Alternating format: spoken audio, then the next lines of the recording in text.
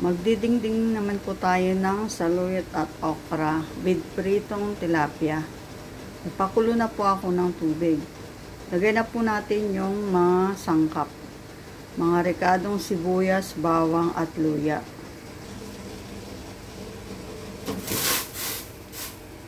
Tapos sunod po ay pagkuong. Sunod ko po ay bagoong. Tapos pampalasang betchin.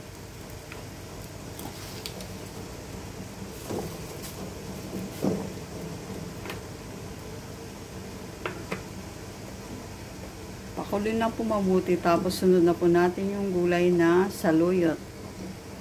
Tapos lagyan po natin ng hibi. Madali lang po maluto kasi dahon na saluyot at okra lang po yung aking didingdingin. Yan, nilagay ko na po yung dahon ng saluyot.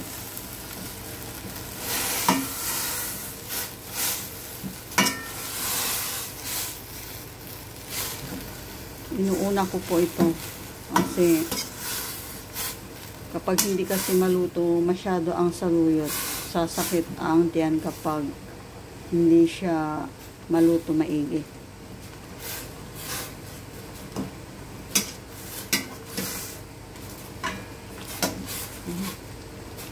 Mas maraming rekado, mas masarap, mas mabango, lalo na yung bawang. Tapos lagay ko na rin po yung okra. Tapos tikman po natin.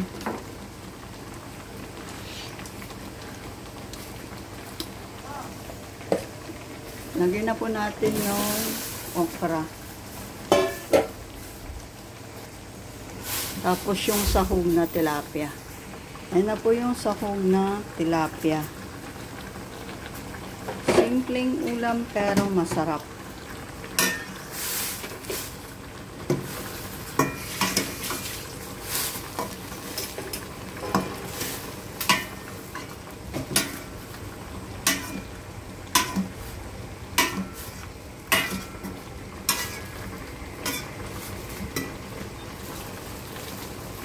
Tapos takpan po natin para madaling maluto.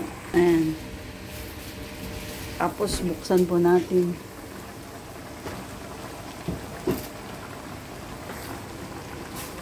Ito na po yung aking dinengdeng na saluyot at okra. Simple pero masustansya. Ayan.